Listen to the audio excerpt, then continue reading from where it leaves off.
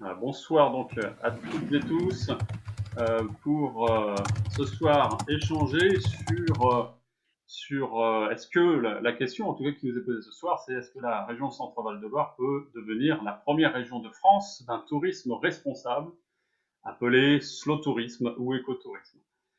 Voilà la question qui nous est posée. Pourquoi cette question en fait? Cette question, avec notamment la crise de la Covid, c'est par rapport surtout au tourisme de masse que nous connaissons depuis quelques décennies, qui explose en fait depuis les années 50. Dans les années 50, on avait 25 millions de voyageurs, de touristes. Dans les années 2000, 800 millions. Et aujourd'hui, on est à 1,5 milliard de touristes qui font plutôt le tour de la planète que de voyager à côté de chez eux. Donc c'est vrai qu'on a une société qui nous a formaté, en tout cas l'économie du tourisme nous a formaté à partir loin, très loin, et le fait d'avoir aujourd'hui des compagnies low cost aériennes, bien sûr, cela a amplifié le phénomène. On voit que ce n'est pas un modèle durable. On voit bien euh, ce que ça implique en termes de pollution, évidemment, et donc de changement climatique à court terme. Et donc, ce soir, on vous propose de réfléchir sur comment vivre aussi bien, vivre heureux, tout en voyageant, peut-être moins loin, mais tout en s'évadant tout autant, voire plus. Voilà. Donc, ce soir, nous avons la chance d'avoir des acteurs du territoire. Nous avons des spécialistes qui vont nous partager leur expérience, leur recherche, leurs réflexions sur le sujet. Donc nous aurons également bien sûr Charles Fournier qui va nous rejoindre un peu plus tard, qui est donc notre tête de liste pour les élections régionales du 20 et 27 juin prochain. Donc Charles Fournier pour la liste Un nouveau souffle, écologiste et solidaire. Au-delà de ça, nous avons donc Nicolas Breton, ici présent, qui a écrit un guide des éditions Tao. Voilà, merci Nicolas d'être parmi nous, qui vient de sortir un tout nouveau guide que je peux vous présenter et qui, je vous l'avoue, a inspiré pas mal cette soirée. C'est donc un guide de voyage en France, pour s'évader en France, à côté de chez soi. Puis nous aurons Anne Beau qui va nous rejoindre, je l'espère, qui devrait nous rejoindre dans quelques minutes, qui gère avec son mari un écolieu à Pierrefitte-sur-Sauldre, dans le Loir-et-Cher, depuis quelques années, après une carrière d'avocate. Elle nous expliquera son parcours de vie et là où ils en sont aujourd'hui. Et puis Magali Sautreuil, va nous partager effectivement aussi son expérience sur l'évolution de la demande touristique et l'offre aussi, hein, de l'évolution de la demande et de l'offre en France, au travers de son expérience de la gestion de sa société qui s'appelle le Hibou Flâneur. Et enfin, nous aurons Séverine Bertias et Stéphane Pillet, qui sont dans le Loiret, du côté de Baule, enfin à Baule même, et qui participent à un lieu d'exception, j'ai envie de dire, un lieu culturel, euh, après Guinguette. Vous nous direz ce qu'il en est exactement, en tout cas, de ce lieu des paysans à côté de chez nous, sur les bords de la Loire. Euh, voilà. Avant cela, de façon un peu originale, je vais juste, on va vous donner d'abord la parole en fait ce soir, plutôt que de donner la parole à nos invités. On va avoir un format un peu différent. Je voulais juste vous partager effectivement quelques photos de paysages magnifiques pour vous donner envie de voyager, bien sûr. Vous voyez, ces magnifiques paysages, ça nous donne envie de s'évader, d'aller le plus loin possible pour vraiment nous sortir de notre quotidien. Vous voyez cette superbe photo d'un paysage. Alors, il se trouve que ça pourrait être la Turquie, mais en fait, c'est les Orgues et ça se trouve dans le sud de la France. Donc, c'est magnifique, on est tous d'accord. Et par contre, c'est effectivement en France. Je voulais vous partager également cette superbe photo d'un désert qu'on imagine très très très loin, à l'autre bout du monde, pour celles et ceux qui ont eu la chance d'y aller, parce que finalement, ce n'est pas si loin de chez nous, c'est la dune du Pilat. Et voilà, ça fait des paysages magnifiques. Donc effectivement, on peut peut-être trouver des solutions près de chez nous, enfin un peu plus près. Et puis une dernière photo qui peut vous donner des envies de Thaïlande, par exemple. Et bien, cette photo a été prise dans le Jura. Donc, vous voyez, ce n'est pas si loin de chez nous. Euh, voilà, ça, c'était une manière originale de- d'introduire le sujet. Et on va tout de suite vous donner la parole. Je propose à Simon de nous rappeler quelques règles pour prendre la parole sur cet outil. Alors, pardon, je fais rentrer, il y a Anne, justement, du Bouchot, qui vient d'arriver. Euh, voilà, à toi la parole, Simon. Oui, alors, bon, la plupart d'entre vous, vous connaissez déjà les règles, mais je vais quand même les rappeler. En fait, simplement, vous allez lever la main via la réaction sur Zoom. Vous appuyez sur réaction et vous faites un lever de main pour demander la parole et poser votre question. Et nous, on va du coup vous donner la parole par ordre des demandes. On essaiera d'avoir une intervention sur deux faite par une femme. Donc, et on va aussi faire en sorte que les gens qui ont déjà parlé on va prioriser les gens qui n'ont pas encore pris la parole avant eux. Voilà. Pensez, s'il vous plaît, à éteindre vos micros à la fin de vos interventions, de manière à enlever les bruits parasites et surtout à baisser la main de manière à qu'on ne vous recomptabilise pas. Et puis, sachez que surtout, si on fait ce choix-là ce soir d'avoir un accès libre à la parole, c'est pour rendre la soirée plus interactive, plus participative et de bénéficier d'un cerveau collectif, on pourrait dire. Alors, essayons ensemble ce jeu-là. Souvent, les problématiques qu'on rencontre, c'est que dans ce type de réunion libre, on a des grosses disparités de temps de parole entre les intervenants, avec un cas extrême où on va dire c'est d'un côté les gens qui ont tendance à digresser, à monopoliser un peu trop la parole, et de l'autre, des gens qui n'osent pas intervenir malgré qu'ils aient des choses intéressantes à dire. Et je rajouterai mon point de vue, généralement dans le premier cas, c'est un homme et dans le second, c'est une femme. Je pense que vous connaissez tous vos tendances. Donc, si vous êtes plutôt loquace, essayez d'être concis et efficace. Et puis, si à l'inverse, vous n'êtes pas très à l'aise dans la prise de parole, sachez qu'on sera extrêmement indulgent et ravi de vous écouter. Voilà. Une dernière chose, dans la mesure du possible, essayez de sourcer les informations que vous donnez via le chat. Voilà. Et puis, évidemment, entre nous, on respecte des règles de politesse et de bienveillance, hein. Mais ça, souvent, ça se passe très bien, donc j'ai aucun doute là-dessus. Merci de m'avoir écouté. Alors, est-ce que quelqu'un voudrait nous partager, je ne parle pas pour le coup à nos invités pour le moment, est-ce que quelqu'un voudrait nous partager ses réflexions, ses questions sur le sujet, et pourquoi vous êtes venu ici ce soir? Est-ce que ce sujet vous interpelle particulièrement, personnellement? Est-ce que vous auriez des choses à nous partager? Donc n'hésitez pas à lever la main. C'est toujours le premier toujours la première question ou la première intervention. Merci Pierre qui a parfaitement écouté ce que nous avait dit Simon. Merci Simon d'ailleurs. Donc, merci Pierre d'avoir levé la main. À toi, Pierre. Alors, je suis un homme, il faudra une femme en deuxième. Moi, je voyage beaucoup à vélo et j'ai constaté un truc qui est très étonnant, mais c'est quand j'arrive, j'adore voyager. Mon métier me permettrait de voyager beaucoup, mais j'évite maintenant, depuis un moment, de prendre l'avion pour les raisons que vous connaissez, mais je ne vais pas en parler trop parce qu'on risque d'être stigmatisé. Euh, et quand j'arrive dans une ville, à vélo, dans une ville ou dans un nouveau lieu, c'est toujours beaucoup plus beau. J'ai revu des villes de France complètement différemment. Voilà, et c'était juste pour vous partager ça. Euh, et j'arrête là. Merci Pierre. Il est clair que le rythme du voyage, hein, c'est vrai qu'on ne voit pas les mêmes choses si on est à pied, si on est à vélo, si on est évidemment en voiture et encore moins en train ou en avion. Pour, profiter d'un territoire, c'est vrai que le rythme lent finalement de la marche ou du vélo, ça nous fait découvrir différemment les choses. Est-ce que quelqu'un d'autre voudrait nous partager son expérience, ses questions? Si vous êtes venu ce soir, c'est que j'imagine que vous avez vous-même un avis peut-être sur la question ou des questions. Il y a Frédéric Barbier sur la conversation qui, je crois qu'elle souhaiterait s'exprimer. Alors, Frédéric, tu veux te...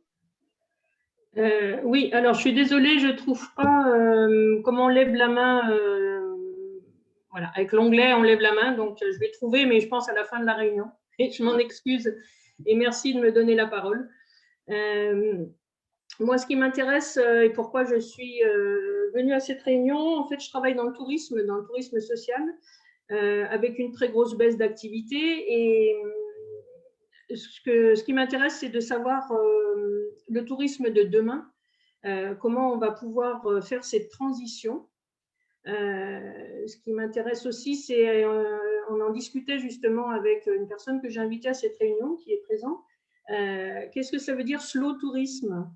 Est-ce que ça veut dire qu'on prend des moyens de locomotion lents et autrement le train de nuit ou alors est-ce que la réflexion qu'on se posait ensemble, est-ce que slow tourisme, ça veut dire je prends le temps de découvrir et est-ce que le slow tourisme, c'est aussi, on évite tout ce qui existe depuis des années en se disant, j'ai fait le Mexique, j'ai fait le Brésil, j'ai fait, et tout ce tourisme de masse où on veut voir un maximum de choses en un minimum de temps. Voilà, c'était la réflexion qu'on s'était posée et j'ai trouvé ça intéressant. Et je ne sais pas, voilà, qu'est-ce que le slow tourisme? Et moi, j'aime beaucoup le terme tourisme responsable, avec une implication des organisateurs de produits touristiques, avec une implication des agences de voyage qui vont devoir bien sûr changer leur quotidien d'activité professionnelle, à mon avis, si elles n'ont pas disparu à la fin de l'année. Je ne veux pas être très pessimiste, mais je suis quand même un peu dans la réalité des choses. Et aussi la responsabilité du touriste. Voilà, c'était l'intervention que je voulais faire en début. C'est vrai que j'aurais pu commencer par expliquer ce qu'était le slow tourisme, mais je pense que je vais laisser Nicolas Breton nous parler de cette notion qui, qui est une nouvelle notion, me semble-t-il, mais ou en tout cas avec une définition assez large, donc ça mériterait effectivement d'une définition. Chacun peut peut-être avoir la sienne, mais voilà, peut-être. Alors Nicolas, en avant-première, peut-être si tu veux apporter un début de réponse. Oui, bien sûr, avec plaisir. Alors, pour nous, le slow tourisme chez Viatao, voilà, c'est vraiment un concept. Donc, chacun a sa définition, mais le slow tourisme consiste à effectivement voyager plus lentement et faire preuve de sobriété dans le voyage. L'idée, c'est de privilégier la qualité à la quantité. Donc, plutôt que de voyager plus pour voir plus, comme vous l'avez dit précédemment, l'idée, c'est de ne pas tout voir pour mieux le voir.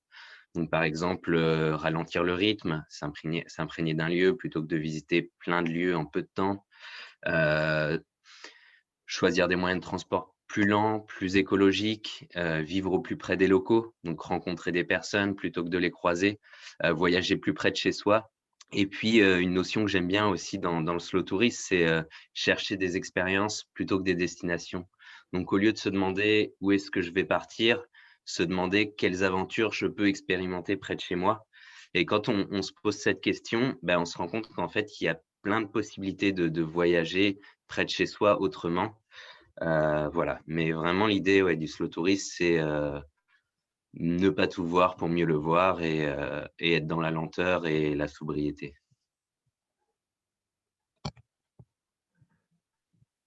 Merci beaucoup, Nicolas, pour cet éclairage. Est-ce qu'il y a des questions encore ou en tout cas, merci à Frédéric d'avoir posé cette question, oui. Est-ce qu'il y a d'autres interventions? Sinon, on va passer à nos invités, hein, et puis de toute façon l'idée c'était de faire un peu un ping-pong, hein. Donc on va pour le coup donner la parole, mais n'hésitez pas, comme Simon vous le disait, hein, n'hésitez pas à prendre la parole. Il y a Pierre qui voudrait parler. Ah, Pierre Pierre, Montigny. merci. Voilà, je ne trouvais plus où remettre mon micro. Vous voyez le paradoxe, enfin, dans mon histoire de vie, j'ai été secrétaire d'un CE, donc vous imaginez quel type de proposition on pouvait faire. Le paradoxe, c'est qu'il était moins onéreux de faire une proposition à 4000 km avec un billet d'avion pour aller et tout pris en charge pour aller se dorer au soleil pendant une semaine, que d'organiser un déplacement culturel sur Lyon, par exemple. Donc ça, c'est un paradoxe, mais c'est une réalité. De faire même, vous allez rigoler, mais de faire le Puy du Fou sur un week-end, on a des propositions beaucoup plus alléchantes pour aller en Tunisie ou je ne sais où. Donc, il va y avoir un problème économique. C'est-à-dire que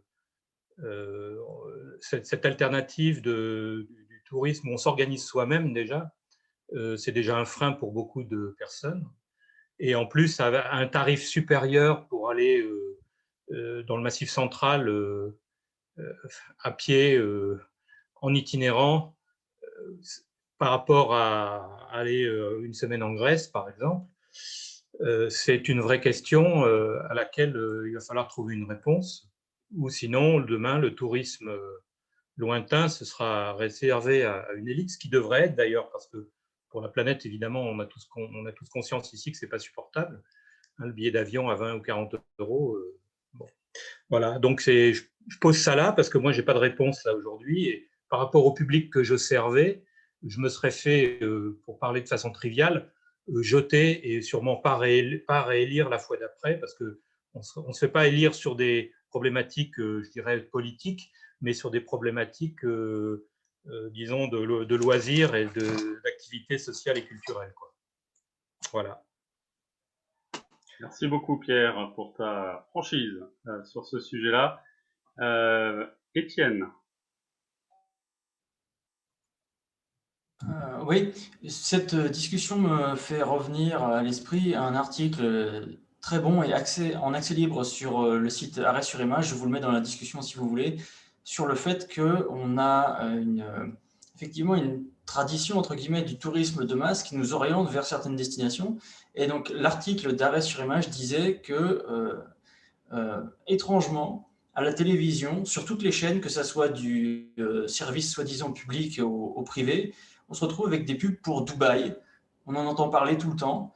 Et ça nous est vendu comme la destination idéale. Et effectivement, je suis tout à fait sûr qu'on pourrait trouver des séjours à Dubaï pour un prix plus faible que des choses qu'on pourrait trouver en France et qui pourtant seraient beaucoup plus intéressantes.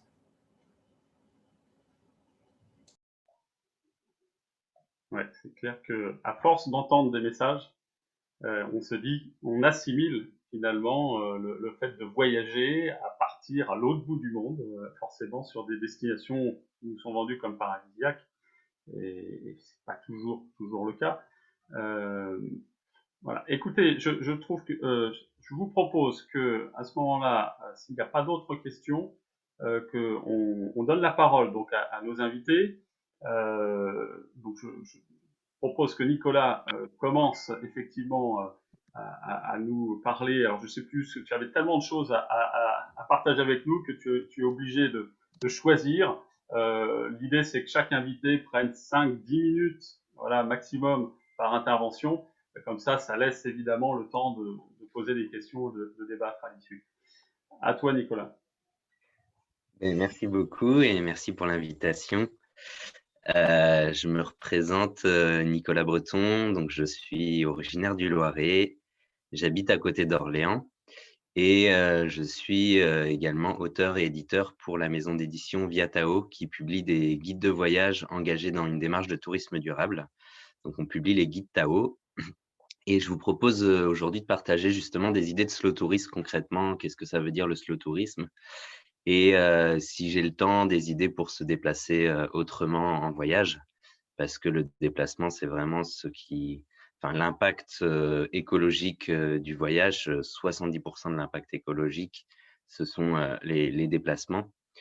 Donc, je vais partager des informations très pratiques parce que c'est mon métier de donner des informations pratiques. Tout d'abord, je souhaiterais juste partager rapidement la vision du voyage que l'on a chez Viatao. Nous, on pense que le voyage, c'est un formidable vecteur d'épanouissement, de liberté, d'apprentissage et d'ouverture. Le voyage a aussi de nombreuses vertus pour beaucoup de personnes, beaucoup de populations. Il est bénéfique sur le plan social, économique et culturel. Il permet de s'ouvrir à l'autre et puis il peut parfois permettre de préserver des sites naturels. Donc, le voyage est nécessaire, mais aujourd'hui, on peut plus et on n'a plus envie de voyager comme hier. Et face à cette crise écologique et au besoin de plus de justice sociale, il est nécessaire de transformer nos habitudes de voyage. Et l'idée, c'est que le voyage, il peut s'effectuer à contre-courant de cette société d'abondance. Donc pour nous, le voyage, il doit être bénéfique à l'économie locale, solidaire et respectueux de l'environnement. Donc c'est pourquoi on propose notamment des adresses d'hébergement, de restaurants et d'activités engagées localement, écologiquement et socialement. Pour nous, le voyage, ça peut être aussi un moyen de…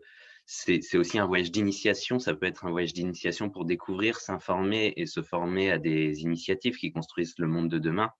De plus en plus d'acteurs aujourd'hui proposent de découvrir la permaculture, l'éco-construction, la vie en autosuffisance, etc.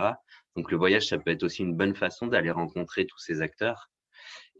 Et puis, le voyage peut être aussi un moyen de s'impliquer, que ce soit pour quelques heures ou plusieurs semaines. Donc, on propose aussi dans nos guides des adresses pour pratiquer le bénévolat, l'éco-volontariat, etc.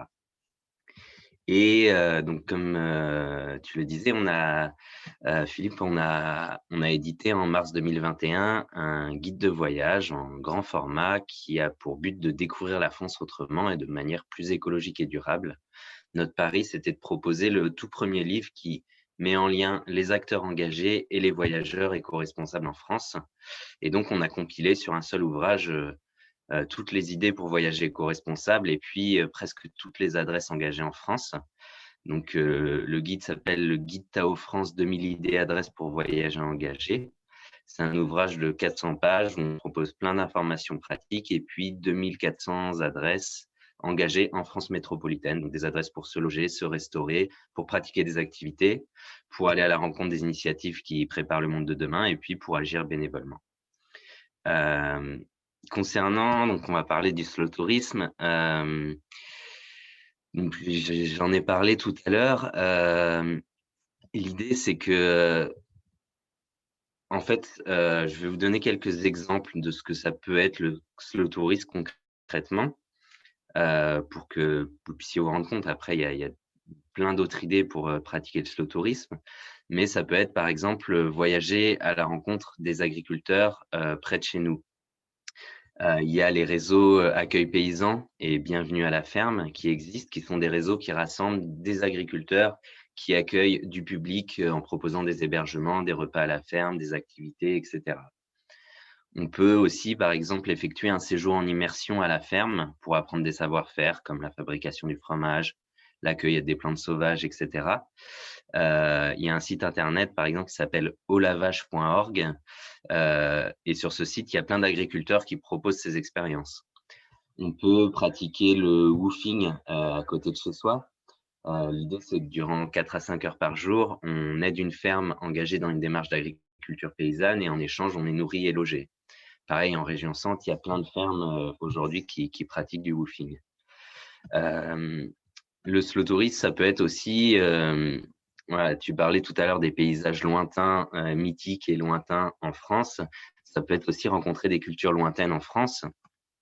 On a la chance de vivre dans l'un des pays les plus multiculturels du monde. Donc, en rejoignant une association, un événement japonais, sénégalais, péruvien, etc., on peut vivre de riches expériences et des rencontres avec d'autres cultures.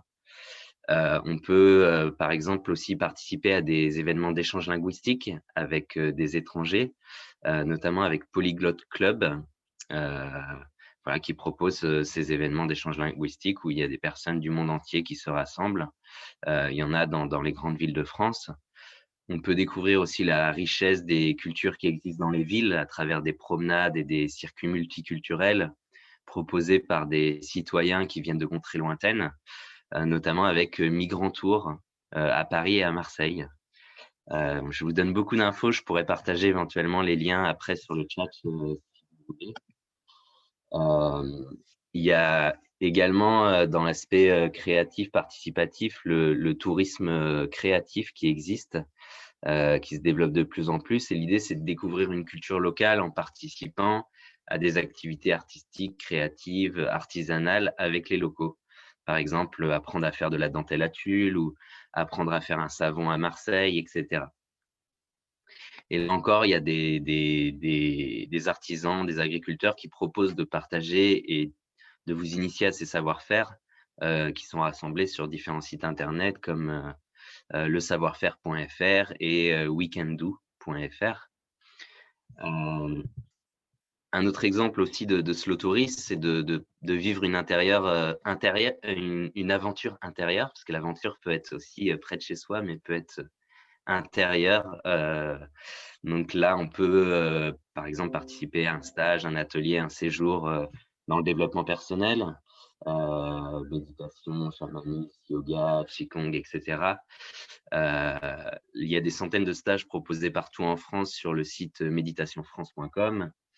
On peut participer à des séjours de jeûne et randonnée. On peut séjourner dans des ashrams en France. Donc, les ashrams, c'est des lieux de retraite hindouistes. Il n'y a pas forcément besoin d'aller en Inde. Il y a des ashrams partout en France. Il y a notamment des ashrams connus en région centre. Il y a l'ashram de Yoga Shivananda dans le Loiret et l'ashram Dhamma en Eure-et-Loire. Pareil, on peut faire une retraite ou une initiation dans un temple bouddhiste et il n'y a pas besoin d'aller au fin fond du Tibet. Par exemple, en région centre, il y a 11 centres ou temples bouddhistes rien que sur cette région. Et dans la France, il y en a des centaines. Le voyage, c'est aussi un moyen, comme je le disais, d'aller à la rencontre des initiatives qui préparent à la transition. Là aussi, c'est une forme de slow tourisme, c'est une forme de voyage qui mêle l'apprentissage et la découverte. Il y a des ressources pour trouver ces différentes initiatives. Par exemple, il y a le site internet coopérative-oasis.org, donc qui recense tous les oasis colibris en France, qui sont des lieux de vie qui expérimentent des modes de vie collectifs et solidaires au service de la préservation des écosystèmes et de la nature. Et il y a plus de 900 oasis en France. Et beaucoup d'entre eux proposent des activités, des stages ou des formations qui sont ouverts au public et aux voyageurs. Il y a plein d'événements aussi pour aller à la rencontre des initiatives en transition. Par exemple, il y a l'Alter Tour qui est passé dans le Loiret l'année dernière. L'Alter Tour, c'est le tour à vélo des alternatives qui se déroule chaque été. Et en fait, durant 2 mois, il y a des dizaines de cyclo-randonneurs qui sillonnent ensemble les routes à la découverte d'alternatives. C'est ouvert à tous, sans condition d'âge et de niveau sportif. Et on peut participer quelques jours ou plusieurs semaines. Voilà, leur site internet, c'est altercampagne.net.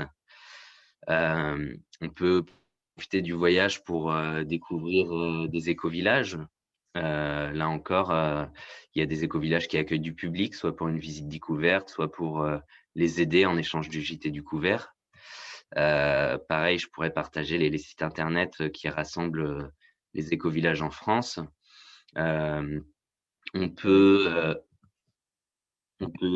effectuer un stage de survie et de bushcraft aussi.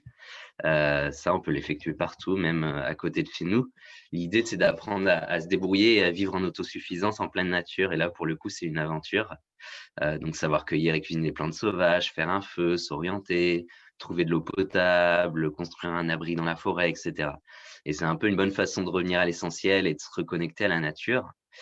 Et par exemple, personnellement, j'ai effectué un stage de survie et de bushcraft un week-end en forêt d'Orléans avec une association qui s'appelle l'Appel des forêts, peut-être que certains d'entre vous connaissent. Et en fait, j'ai vécu l'une des plus grandes aventures de ma vie parce que j'ai voyagé dans le temps, un peu à l'époque des chasseurs-cueilleurs, l'espace d'un week-end. Et finalement, cette aventure, je l'ai vécue à 20 km de chez moi en forêt d'Orléans. Donc voilà, il y a plein de possibilités de vivre aussi des micro-aventures. C'est une notion qui est très liée au slow tourisme. La micro-aventure, l'idée, c'est de vivre une aventure de courte durée sur 1 à 3 jours qui nécessite peu de moyens, qui est accessible. Donc, ça peut être descendre la Loire en canoë, faire le tour de Noirmoutier en kayak, randonnée de nuit, randonnée dans les Cévennes avec un âne, etc. Et, donc, il y a plein d'idées aussi de micro-aventures, de voyages à côté de chez soi qu'on peut effectuer tout en ressentant un peu tout ce qu'on ressent dans l'aventure, donc l'inconfort, les péripéties, etc. Encore 1 ou 2 minutes, si tu veux bien, Nicolas. Ok, d'accord. Bon, je vais zapper du coup la partie transport alternatif. On pourra en reparler On pourra peut-être y revenir si on a le temps. si vous souhaitez. Après, si tu veux bien. Ce que je vous propose du coup pour finir, c'est peut-être partager quelques ressources intéressantes sur le voyage durable. Il y a plusieurs sites internet qui existent, il y a plusieurs acteurs aussi qui existent dans le tourisme durable en France. Il y a par exemple le site internet Voyageons Autrement, qui est un site d'information très complet sur l'actualité du voyage durable avec des articles pour comprendre les différents acteurs et labels, des informations par destination, des adresses, etc. Donc, le site, c'est voyageons-autrement.com. Il y a le site internet de notre maison d'édition, viatao.com. Donc là, il y a tous nos guides qui sont disponibles sur le site et puis plein d'articles avec des conseils pour voyager durable. Et il y a le réseau des acteurs du tourisme durable. Je ne sais pas si vous connaissez, c'est le réseau national qui rassemble et fédère tous les acteurs du tourisme durable en France. Donc, le site internet, c'est touriste-durable.org. Il y a une centaine de membres. C'est des associations, des hébergements, des médias comme notre maison d'édition, mais aussi des collectivités territoriales. Par exemple, en région Centre, il y a Tour Val de Loire Tourisme, qui est membre des acteurs du tourisme durable. Il y a pas mal de comités régionaux de tourisme, de CRT, qui sont membres de cette association. Et c'est une association qui a pour but justement de réfléchir à l'avenir du tourisme et de faire en sorte que le tourisme soit plus durable en France. Il y a aussi tout un travail de lobbying qui est effectué auprès des pouvoirs publics. Et les acteurs du tourisme durable ont notamment publié un manifeste pour un plan de transformation du tourisme cette année, qui est assez intéressant pour réfléchir au tourisme de demain en France. Pareil, je pourrais vous partager le lien si vous souhaitez. Et puis, peut-être une dernière ressource pour ceux qui préfèrent les voyages organisés. Il y a l'Association pour le tourisme équitable et solidaire, qui s'appelle l'ATES, qui regroupe des agences de voyage engagées pour faire du voyage un levier de développement et de solidarité internationale. Et donc, souvent, ce sont des toutes petites agences qui sont des associations ou des entreprises qui proposent des voyages un peu partout dans le monde, des voyages solidaires et plus écologiques. Et leur site internet, c'est tourismesolidaire.org. Voilà, j'ai terminé, merci. Merci Nicolas. Alors, si tu peux nous mettre une partie. Alors, il y a Simon qui a mis quelques liens dans le chat. Si tu peux compléter, ça serait super. Je complète tout de suite. Voilà, je vois que Charles Fournier vient d'arriver. Charles, donc, qui est la tête de liste de la liste pour les régionales, un nouveau souffle, écologiste et solidaire.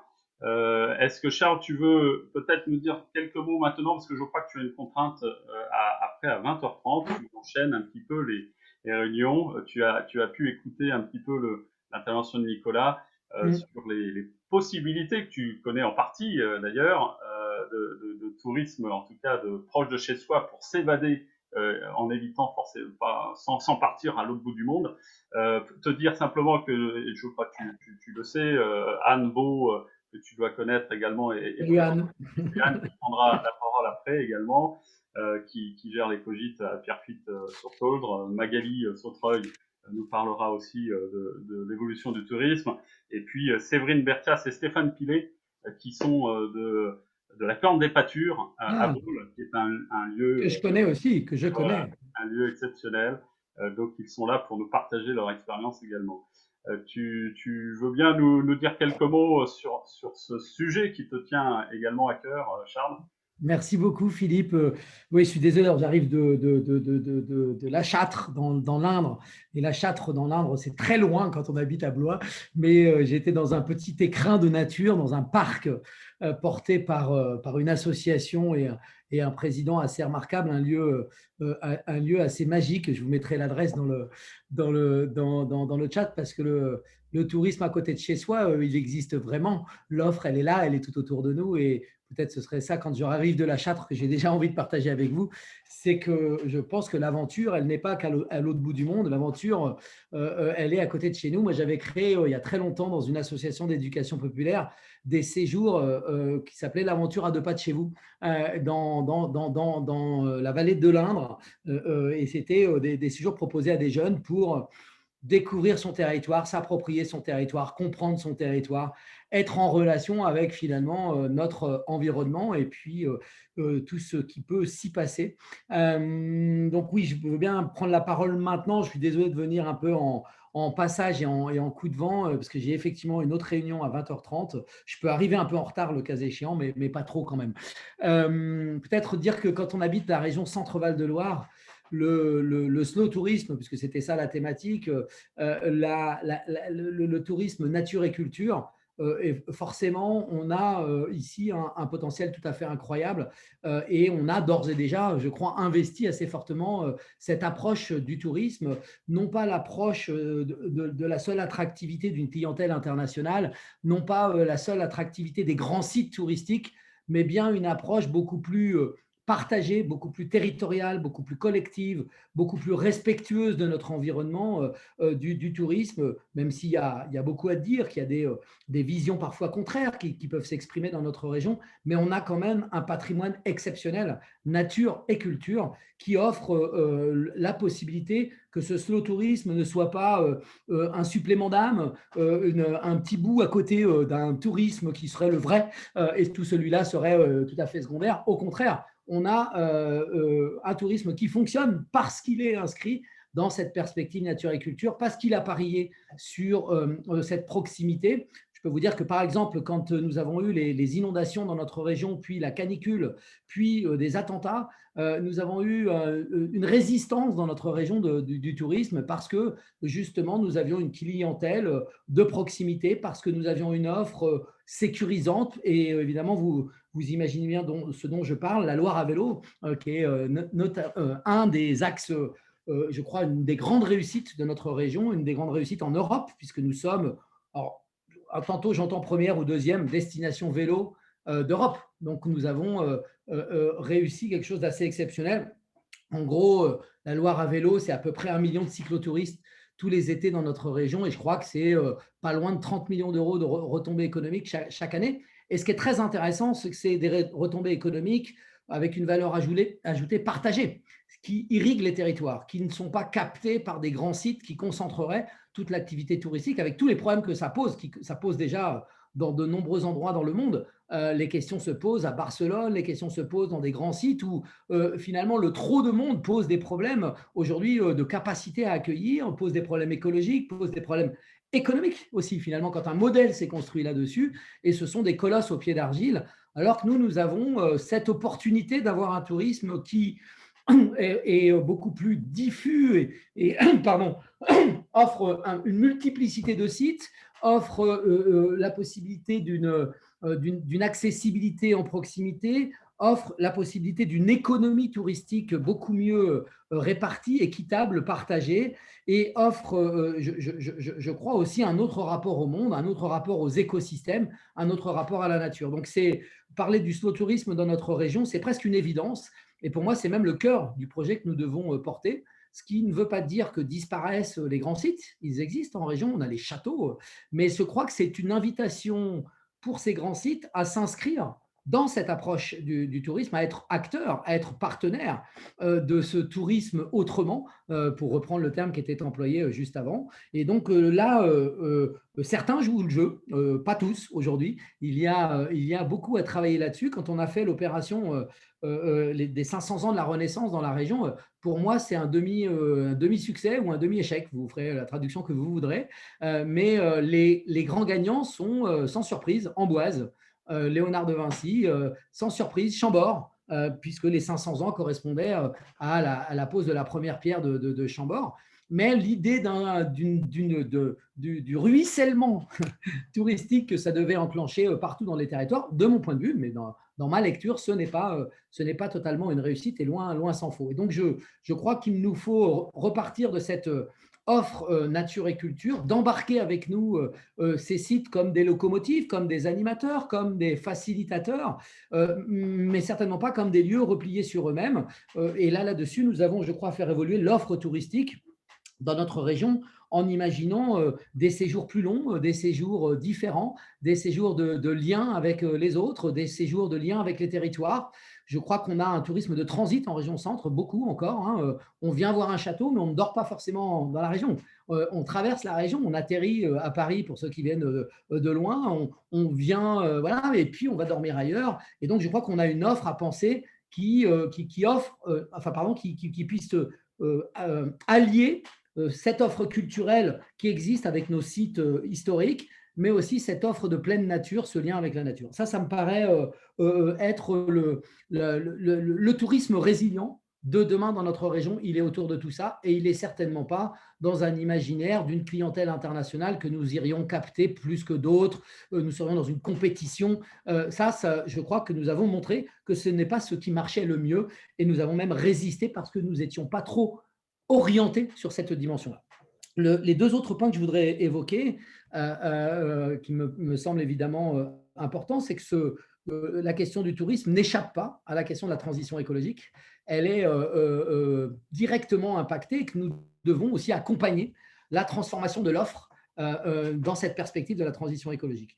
Qu'il s'agisse de la question des hébergements et des formes d'hébergement et de la qualité de ces hébergements, qu'il s'agisse de la gastronomie et de l'alimentation, et de son inscription dans une perspective d'une alimentation de qualité locale, bio. Tout ça fait partie aussi d'une évolution du tourisme nécessaire, mais c'est aussi une interrogation sur les modes de transport. Nicolas n'a pas eu le temps de l'aborder, mais c'est évidemment un sujet. Voilà, moi je le dis depuis quelques mois. À titre personnel, je n'ai plus de voiture, je me déplace en vélo et en train, et il y a des trucs compliqués, c'est vrai, mais ce n'est pas impossible. Et donc, ça ouvre la voie sur ce que nous pourrions imaginer. Nous avons par exemple un transport des vélos pendant la Loire à vélo sur notre ligne Tours-Orléans, avec un wagon dédié.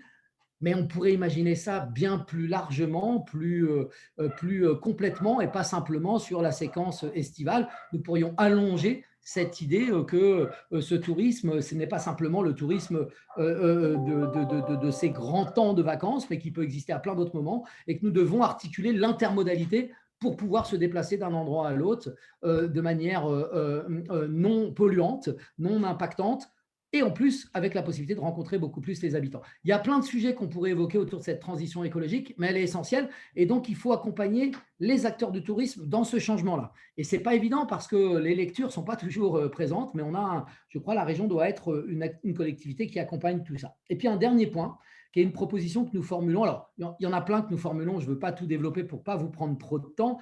Nous avons par exemple l'idée d'essaimer les jardins de Chaumont, de sortir les jardins de Chaumont en disant nous sommes une région de jardins. Nous pourrions imaginer des jardins en plein d'endroits et une sorte de circuit des jardins. J'avais évoqué aussi, la Corne des Pâtures s'en rappellera peut-être, la Loire à vélo et en guinguette, ou en guinguette et à vélo, comme vous voulez, mais il y a des guinguettes sur tout le cheminement. Il y a un truc, une proposition, une offre à faire, notamment en direction des jeunes, extraordinaire. Moi, il me semble, avec programmation culturelle, proximité. Voilà, donc là, il y a un truc, je crois, absolument possible dans une région comme la nôtre. Mais le dernier sujet, c'est que je crois que nous pouvons aussi offrir un tourisme de la transition écologique. C'est-à-dire que nous pouvons aussi construire une offre sur des réussites en matière de transition écologique dans notre région. Je crois que les gens mêlent aussi dans leurs vacances, dans leur temps libre, découverte de projets, de réalisations intéressantes. Aller à Saint-Georges-sur-Arnon, par exemple, commune qui a parié sur la transition énergétique et qui a réussi sa transition énergétique, qui produit de l'énergie pour 10 000 habitants dans son territoire, Allez à Reny, dans l'Indre-et-Loire, qui a un collectif citoyen engagé dans la transition avec la commune. Allez à Châteauneuf, qui a un café de la transition, etc., etc. Et vous imaginez là, voilà, moi, pendant mes vacances, qui peuvent être studieuses tout en étant joyeuses, eh ben, j'irai bien dans des endroits comme ça, j'irai bien dans plein d'endroits où on va voir les changements du monde qui sont à l'œuvre. Et donc, il me semble que nous devons parier sur ça et que le tourisme à venir sera ancré notamment là-dessus, évidemment, pas que là-dessus. Voilà, et donc je trouve qu'on a dans cette région des atouts incroyables pour faire ce tourisme tourné vers l'avenir, ce tourisme résilient, ce tourisme compatible avec les liens sociaux dont nous avons besoin, ce tourisme qui est équitable et solidaire parce qu'il diffuse une économie partagée. La Loire à vélo, c'est des loueurs de vélo, c'est des paysans qui peuvent faire de l'accueil à la ferme, c'est des petits restaurants qui peuvent accueillir, c'est des gîtes, etc., etc. C'est plein de monde qui en profite. Voilà, donc pour moi, le projet pour le tourisme, le cœur, il est dans tout ça, bien moins que je vais tacler un site, je ne vais pas me faire un ami, mais bien moins que dans le zoo de Beauval et ces extensions sans fin, ces perspectives qui me paraissent être extrêmement problématiques parce qu'elles consomment en plus des terres agricoles de manière inconsidérée. Et on est dans le plus, endroit où on n'arrive pas à recruter des salariés parce qu'on les paye moins. Et voilà, je crois vraiment qu'il y a autre chose à imaginer autour de tout ça. Voilà, donc un peu les idées que j'avais envie de partager avec vous ce soir et vous dire en tout cas que j'ai écouté ce que disait Nicolas. Je suis sûr que ce que Anne racontera, que je connais bien le Bouchot, je vous invite à y aller. C'est un endroit magique et il y en a quelques-uns dans notre région. Je suis convaincu que tout ça converge et que nous avons besoin de tout ça, particulièrement peut-être dans le moment de crise que nous traversons en ce moment. Donc merci de m'avoir permis de dire ces quelques mots. Je vais écouter un peu, puis je vous quitterai pour rejoindre mes prochaines réunions avec regret, parce que c'est un sujet passionnant. Merci beaucoup, Charles, de nous avoir partagé ça avec passion, comme toujours. Nous allons justement, effectivement, inviter Anne Dubouchot à partager son expérience de vie et professionnelle et axée sur plutôt un tourisme où on s'accorde du temps pour soi. Alors, je vais remettre, voilà, comment on fait pour partager avec tout le monde, c'est ça, tout le monde est là. Est-ce que Anne, donc tu es parmi nous, je crois. Est-ce que tu peux donc nous partager ton expérience professionnelle et nous faire partager, nous donner envie de venir par chez toi, toi qui, quand tu es arrivé en Sologne, je crois savoir que tu t'entendais dire, mais on a déjà assez de touristes, le tourisme, on sait faire, laissez-nous et votre nouvelle offre, franchement, on n'en a pas besoin. Peux-tu nous en dire un peu plus ? Bonjour, merci Charles, que je peux comme ça rebondir juste derrière toi. Merci d'avoir fait l'éloge du Bouchot. D'ailleurs, tu étais venu en 2016, je crois, au moment des portes ouvertes du Bouchot. Je vais rebondir là-dessus. Cette porte ouverte en 2016, c'était quoi? C'était l'inauguration du premier camping comestible de France.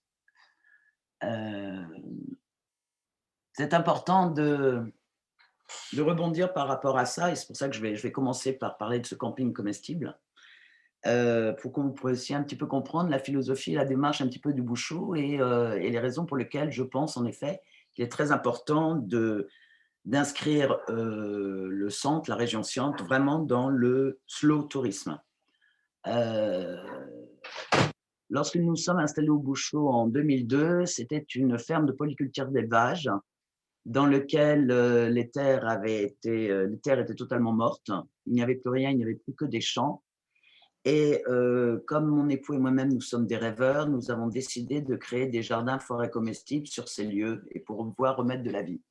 Je ne vais pas rentrer sur une explication des jardins forêts comestibles, c'est un petit peu compliqué, mais en gros, le principe, c'est vous plantez de la biodiversité et grâce à cette biodiversité, vous récupérez les animaux, la nature, tout ce qui vous permet de vivre sainement sur un territoire.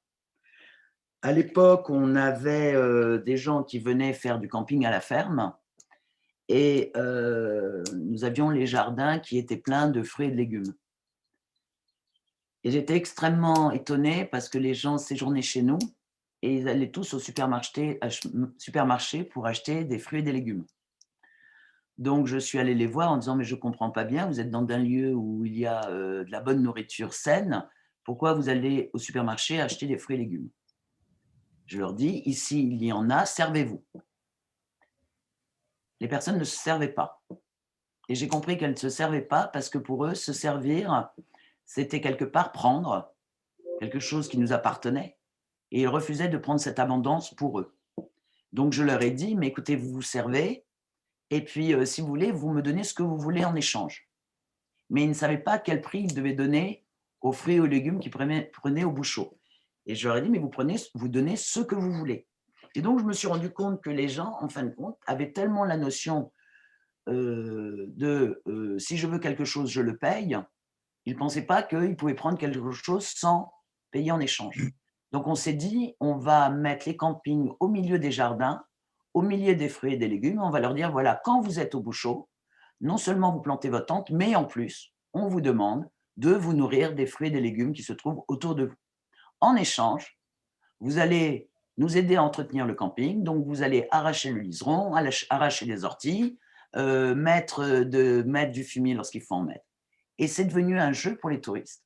Et là, on a commencé à voir les familles qui sont venues au bouchot. Une fois, 2 fois, les enfants qui étaient ravis parce qu'ils pouvaient prendre soin d'un petit bout de terre le temps de leur séjour.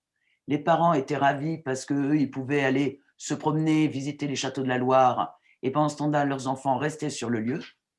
Et donc, on s'est rendu compte qu'il y avait véritablement une carte à jouer qui était recréer avec vos enfants, avec votre famille, avec vos amis, un lien dans un lieu et réapprenez à vivre sainement et à partager.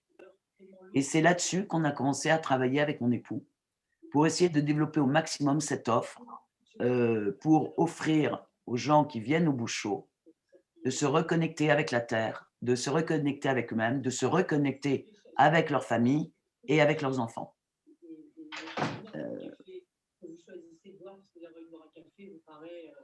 J'entends. Donc, excusez-moi, mais j'entends une voix là derrière, je ne sais pas ce que c'est. C'est bon, c'est bon. D'accord, mais excusez-moi. Donc voilà, donc si vous voulez, aujourd'hui, le Bouchot, c'est un lieu un petit peu à part, un peu étonnant au milieu de la Sologne. C'est un lieu qui a les avantages de la Sologne et les inconvénients de la Sologne. Les avantages de la Sologne, c'est extrêmement boisé. Il y a énormément de chemins. Les désavantages de la Sologne, c'est que les chemins, ça s'est transformé en corridor à cause des clôtures. Et l'inconvénient également de la Sologne, c'est que pour venir jusque chez nous, c'est un vrai parcours du combattant.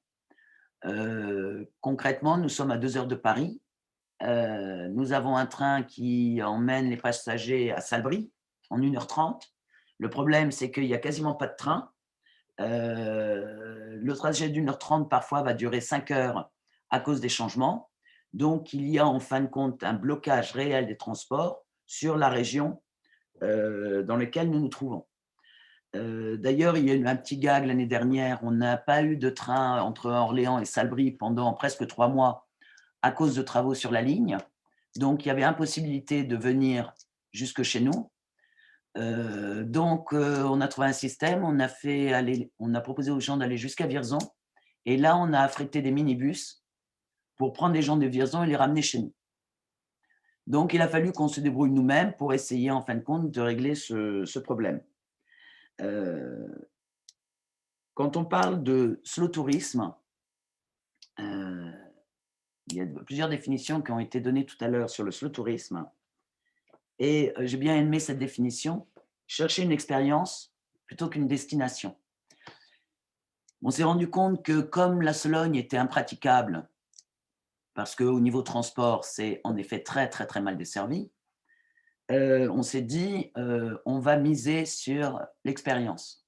Et donc, on a commencé à communiquer partout, à Paris, à Bordeaux, à Lyon, auprès notamment des entreprises, auprès d'un certain nombre d'associations, et en leur disant, voilà, venez vivre l'expérience du Bouchot.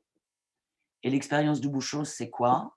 C'est, vous venez, on prend soin de vous, on s'occupe de vous, on remplit tous vos désirs, vous êtes là comme à la maison, et pendant le temps du séjour, profitez de moments de partage avec les gens qui seront là. Et en plus, on va vous apprendre à cuisiner, vous allez manger des bons légumes. En été, nous avons cinquantaine de variétés de tomates, et tous les ans, je lance le concours du plus beau mandala de tomates. Donc, on coupe les tomates de telle façon que lorsque vous le mettez après dans un plat, ça fait un super beau mandala. Et en plus, vous allez pouvoir venir travailler. Donc, vous allez vraiment pouvoir en plus allier le travail et la détente. Donc, on a ouvert, on a fait notre offre. Et je suis ravi parce que cette offre fonctionne très bien. Donc, je vais répondre d'ailleurs par rapport au prix. Notre offre n'est pas plus chère qu'un aller-retour à Marrakech pour une semaine. Je dirais qu'elle est même moins chère parce que ce que l'on aime au Bouchot, c'est donner et offrir. Et la plupart du temps, nous travaillons en participation consciente. Et donc, on essaye de faire des offres qui collent au budget de chacun. Et si vous avez les moyens de payer très cher, eh ben, nous sommes ravis si vous payez très cher. Si vous n'avez pas les moyens, vous payez moins. Et d'ailleurs, ceux qui viennent payer cher savent pertinemment que s'ils payent plus, c'est pour permettre aux autres qui ont moins les moyens de venir. Donc, en plus, on crée de la solidarité entre les gens qui viennent. Donc, on a réinventé, en fin de compte, une façon de voyager qui consistait à dire voyager non pas pour aller voir en effet un pays et pour courir comme d'habitude, mais venez vraiment pour vous faire plaisir, quels sont vos besoins, et nous allons essayer de les remplir. Donc voilà sur quelle philosophie le Bouchot est parti. Alors, j'entends Charles parler de la merveille du tourisme dans le centre. C'est vrai que la Loire à vélo, c'est superbe. C'est vrai que le château, c'est superbe, mais la Sologne, c'est un lieu totalement abandonné, ce qui est normal, puisque le tourisme n'est pas du tout développé. Charles, tu as parlé tout à l'heure du zoo de Beauval. Moi, je parlerai des Alicours et de Center Park. Les gens vont à Center Park, restent une semaine à Center Park et repartent. On réussit maintenant à avoir quelques personnes, c'est assez drôle, qui mettent leurs enfants à Center Park et qui, eux, après, viennent séjourner chez nous parce qu'ils préfèrent être chez nous dans un endroit agréable plutôt que d'être avec leurs enfants, leurs adolescents à Center Park. Nous avons des gens qui louent aux Alicours. Et comme le principe à l'époque, maintenant que ça a été repris, je ne sais pas comment ça fonctionne, mais à l'époque, si vous aviez loué pendant une semaine, si vous invitiez un ami, vous ne pouviez pas l'inviter sur le lieu. Donc, il y avait des gens des Alicours qui venaient chez nous pour pouvoir se réunir avec des amis qui n'avaient pas loué aux Alicours. Et cela, d'ailleurs, on ne les faisait pas payer parce que, quelque part, ça nous faisait plaisir de leur faire plaisir. Donc, je pense que quelque part, l'important pour moi dans le lieu, c'est de se dire j'aime mon territoire, je veux dynamiser mon territoire, j'attends pas que les autres le fassent pour moi, et je le fais, et je mets tous les moyens qui sont à ma disposition pour le faire. Là où il y a une carte à jouer, c'est d'essayer de faire en sorte qu'au moins les services minimums publics ne bloquent pas des gens comme moi qui veulent faire ce type d'initiative. Donc je parle encore des transports. Il est évident qu'il y a 15 km pour aller de Salbris jusqu'au Bouchot. C'est compliqué de demander aux gens de venir à vélo ou à pied. Donc, nous-mêmes, nous prenons des voitures pour aller chercher les gens. Mais on est quand même un peu abandonné. Bon, ce n'est pas grave, ça nous permet d'être résilients. Et je terminerai sur, quand j'ai entendu slow tourisme, il y a déjà un guide anglais qui s'appelle Go Slow France. C'est un guide dans lequel nous sommes depuis maintenant 2012, je crois, de mémoire, dans lequel les Anglais ont privilégié 50 adresses en France, dans lequel on lève le pied, on partage, on se reconnaît à la nature. Il n'y a pas nécessairement de télévision, il n'y a pas nécessairement de baby-foot, il n'y a pas nécessairement de piscine 5 étoiles, mais c'est un lieu dans lequel on sait accueillir et on se sent bien. Donc aujourd'hui, il y a également le slow food dont nous faisons partie. Nous tenons compte des paysans, nous tenons compte des éleveurs, nous tenons compte des consommateurs, et nous sommes là pour lever le pied. Donc, je crois qu'en effet, il serait temps de faire du slow tourisme. Mais le slow tourisme, c'est avant tout, selon moi, tenir compte de la particularité de chacun des lieux, permettre à chacun des lieux d'aller dans l'énergie qui leur ressemble, de faire ce qu'ils ont envie dans le respect des autres, et si c'est possible, avec l'aide du territoire. Et c'est là où je pense que le territoire a véritablement un jeu à jouer, à partir du moment où on n'estampille pas et on ne veut pas faire de la duplication de ce que chacun peut faire au niveau du slow tourisme chez lui. Merci beaucoup, Anne, d'avoir été le plus concise possible. Je sais que tu avais beaucoup de choses à nous partager. En tout cas, on voit le potentiel, de cette région et les choses qui restent encore à améliorer. Mais cette vision de l'accueil, de s'accorder du temps, voilà, c'est une autre vision, une vision complémentaire. On ne va pas remplacer complètement, comme disait Charles, tout à l'heure, complètement le tourisme actuel, mais c'est vrai que de plus en plus de personnes ont besoin de se recentrer sur elles-mêmes, sur la nature qui les entoure, sur les animaux, etc. Et donc ça fait partie, voilà, le lieu que tu as construit avec ton mari fait partie de ces lieux de ressourcement. Merci beaucoup pour ce partage-là. Tu es évidemment bienvenu si tu veux bien rester voilà, jusqu'à 21h comme on se l'est dit, mais si tu dois partir, parce que je sais que voilà, la connexion, tout le monde est beaucoup sur Visio, donc voilà, on ne t'en voudra pas si tu dois partir avant la fin. Merci beaucoup Anne. On accueille maintenant Magali Sautreuil qui donc va nous partager son expérience également professionnelle sur le tourisme en connexion avec la nature, avec le patrimoine culturel également de nos territoires. Donc, à toi la parole, Magali, si tu veux bien. Oui, alors du coup, bonsoir tout le monde. J'ai aussi dans l'assistance ma collègue Cyrielle Raffini. Oui, je te dénonce. Donc, le Hibou Flâneur, c'est une entreprise qui a été créée en 2017 par 3 anciennes élèves de l'école du Louvre, dont moi-même, pour assurer la promotion et la valorisation de toutes les formes de patrimoine et de culture. Majoritairement, là, on est implanté, donc Île-de-France et Loiret, mais aussi dans toute la France. Et notre cœur de métier, c'est la médiation culturelle. Donc c'est mu par des valeurs de partage et c'est comment on trouve le bon dispositif pour créer du lien entre les patrimoines, les territoires, les acteurs, les habitants, le public, ce qui nous permet du coup d'avoir aussi un large panel de propositions, que ce soit des visites guidées, des visites avec ateliers, des jeux de pistes, des escape games. On fait aussi de la muséographie, donc mise en valeur du patrimoine culturel pour mettre en récit les traces de notre passé, et on s'intéresse vraiment à tout, donc pas qu'au patrimoine artistique ou archéologique, mais aussi tout ce qui est mémoire, patrimoine immatériel et naturel, enfin du coup un peu des couteaux suisses. Et d'ailleurs c'est mon cas, puisque depuis une vingtaine d'années, donc j'ai 34 ans, mais ça fait 20 ans que je suis dans les milieux associatifs, culturels et touristiques, et j'ai exercé différentes professions. J'ai notamment aussi travaillé en office de tourisme, ce qui me permet de voir un petit peu, avoir une vision globale un peu du secteur. Philippe m'avait demandé de faire peut-être une petite courte histoire de l'évolution des pratiques touristiques, donc avec un regard qui est le mien. Donc, si on prend la définition générale de l'Organisation mondiale du tourisme, un touriste, c'est une personne qui séjourne plus de 24 heures dans un autre lieu que son environnement individuel, quelle que soit la raison. Donc, ça donne une définition qui est assez large du tourisme et qui peut s'appliquer à différentes situations. Le tourisme, c'est quand même quelque chose qui est très ancien, ça remonte à l'Antiquité.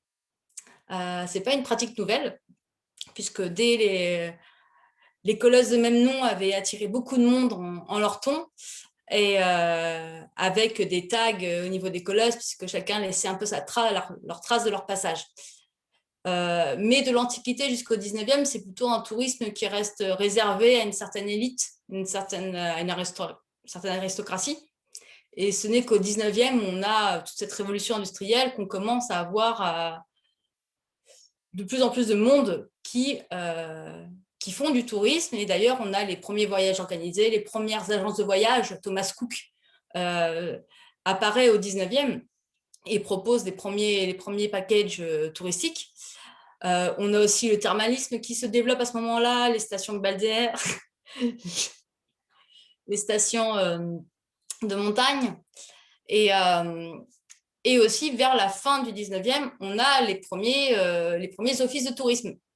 Donc, et il faut encore attendre un petit peu de temps, parce que là, on a des transports qui se développent et tout, mais c'est surtout au lendemain de la guerre qu'on a une forte on appelle une démocratisation. C'est là où apparaît le tourisme de masse. Alors, tourisme de masse et démocratisation du tourisme, c'est pas forcément... tourisme de masse n'égale pas forcément démocratisation touristique, mais c'est au lendemain de la guerre où on a vraiment, dans les années 50, de plus en plus de personnes qui séjournent, qui prennent du temps pour séjourner dans d'autres lieux que chez eux. Et il faut juste garder à l'esprit que le tourisme de masse des années 50, ce n'est pas le même que celui des années du 21e siècle, puisque dans les années 50, en 55, par exemple, en France, la France accueille moins de 25 millions de touristes internationaux. En 2015, c'est 82 millions. Donc, on n'est pas sur les mêmes échelles. Et en fait, le tourisme de masse, c'est une concentration importante de touristes dans un même lieu. Donc, c'est né aussi avec des nouveaux moyens de transport qui permettent de raccourcir les distances. On a des vols charter, on a des petites choses qui nous diminuent le coût. Et on a tendance à partir loin, pour pas cher, et à négliger souvent les destinations, les opportunités qu'on a à côté de chez soi.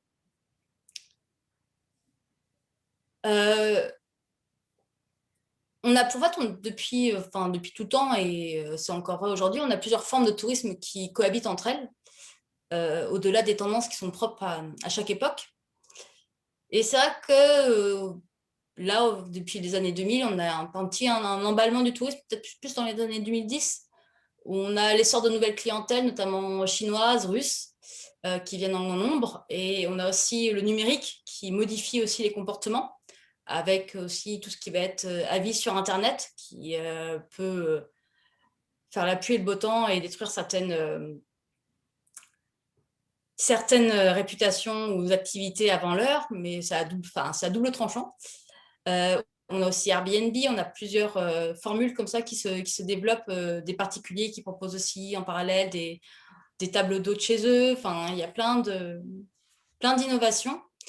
Le numérique occupe une part de plus en plus importante, notamment dans tout ce qui est système de réservation en ligne ou proposition de produits touristiques globaux, mais prenant le touriste, le visiteur par la main du début à la fin de sa réservation jusqu'à son arrivée au lieu d'accueil.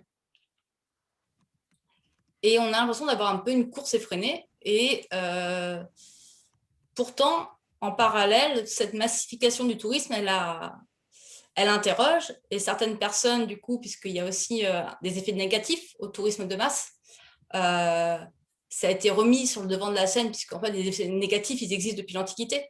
Mais le cas de Venise est assez symptomatique, puisqu'on a une vraie baisse de la qualité de vie. Les locaux ne peuvent plus se loger à Venise, puisque le prix du foncier a considérablement augmenté.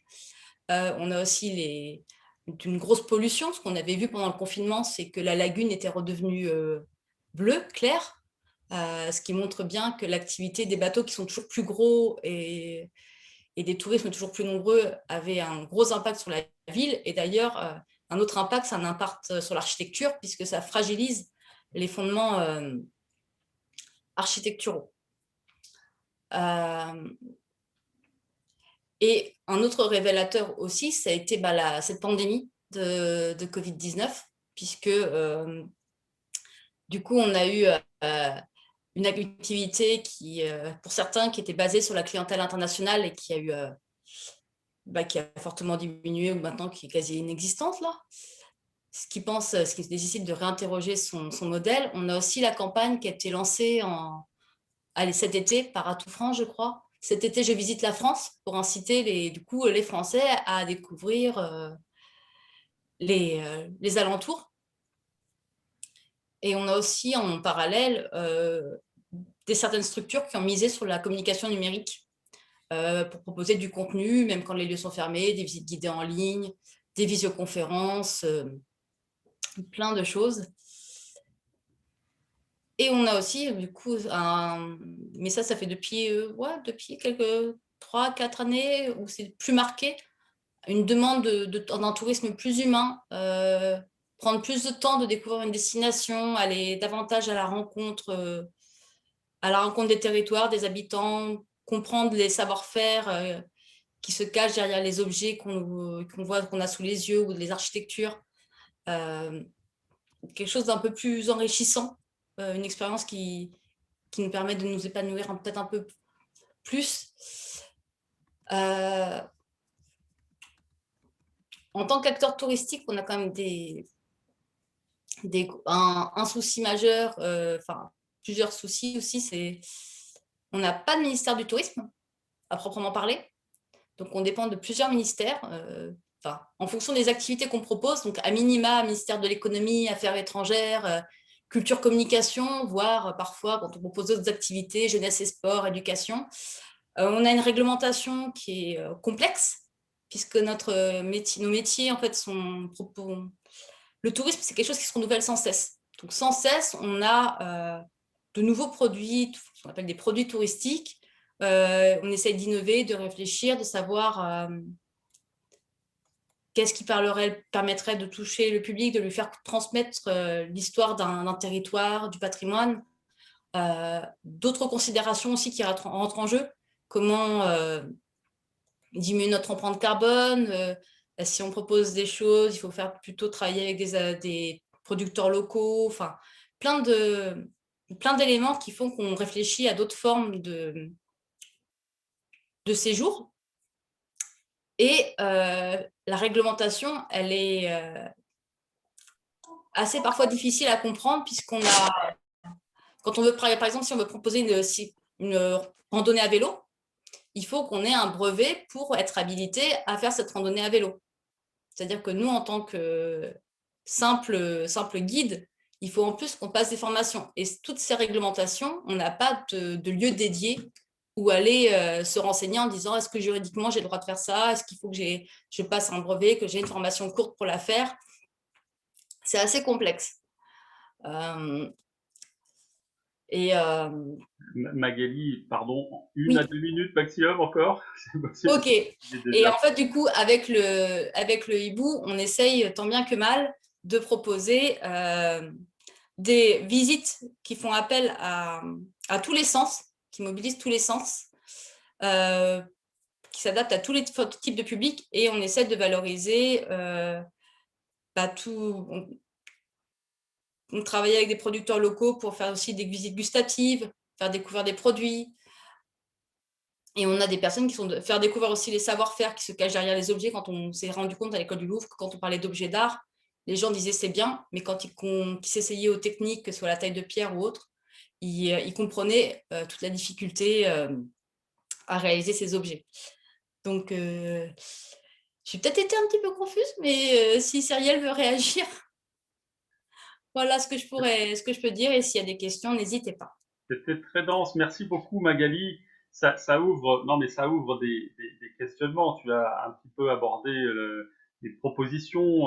Je pensais, moi, au tourisme virtuel. Hein, en t'écoutant, il peut très bien y avoir, et il y a déjà des offres de ce type, mais ça peut aller complètement à l'inverse de ce que nous défendons au travers de cette thématique ce soir sur le slow tourisme. On peut très bien avoir un développement proposé, en tout cas au niveau de l'offre, d'un tourisme virtuel qui va complètement à l'opposé de se retrouver soi-même, de s'accorder du temps, mais pas de se retrouver. Voilà, c'est une piste qui peut Dans l'optique du tourisme culturel, en fait, ce qu'on a par rapport au numérique, ce qui peut être important pour nous, c'est tout ce qui va être patrimoine, vestiges du passé.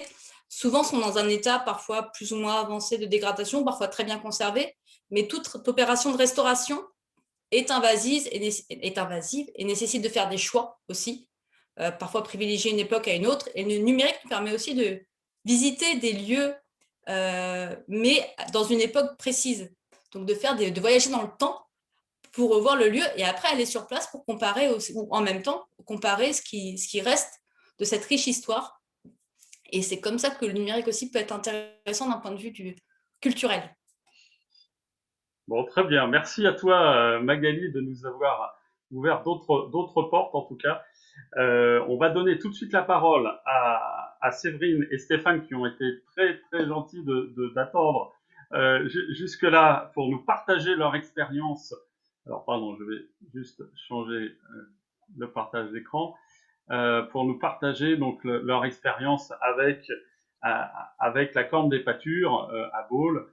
Pouvez-vous donc nous en dire quelques mots à partir d'une expérience de voyage, hein, peut-être un peu plus loin que la région centre. Dites-nous tout. Pichotte, tu es là? Je commence ou tu commences? Vas-y, je te laisse. Alors, juste un petit rappel de ce qu'est la Corne des Pâtures. La Corne des Pâtures, c'est un site qui a été créé par trois artistes. Ça, c'est très important à signaler. Trois artistes qui pendant pas mal d'années ont fait pas mal écumé pas mal les routes et les festivals.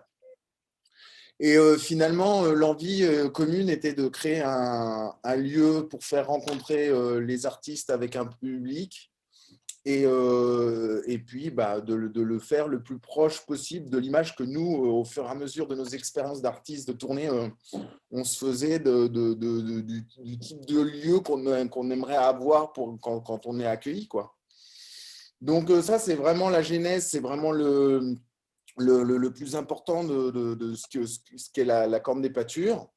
Après, au-delà de ça, il y a beaucoup de choses qui se sont collées. Alors, le choix du site, voilà, quelque chose d'assez isolé, perdu au bord de Loire, une fois passé Baule, qui est un tout petit village entre Main-sur-Loire et Beaugency. Cet isolement a fait qu'on a été on a été obligé de trouver des solutions. Il n'y avait pas d'électricité, il n'y avait pas l'eau courante, il n'y avait pas grand-chose pour pouvoir nous aider à monter le site. Donc voilà, il a fallu trouver des solutions à ces problématiques. Donc, on s'est complètement tourné vers un site qu'on souhaitait le plus éco-responsable possible, voilà, autonomie énergétique, etc., avec tout ce que ça comporte. Et puis ensuite, un autre volet qui nous paraissait très, très important, c'est le volet circuit court où on y mange bien, on y boit bien et des choses qui sont très près de nous, quoi. Donc voilà, en gros, c'est ces trois choses-là qui ont créé un petit peu l'identité, le caractère de la Corne des Pâtures.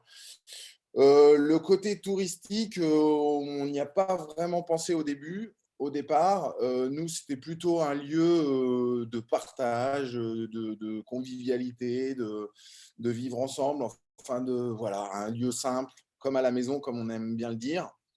Et Anne le disait aussi tout à l'heure.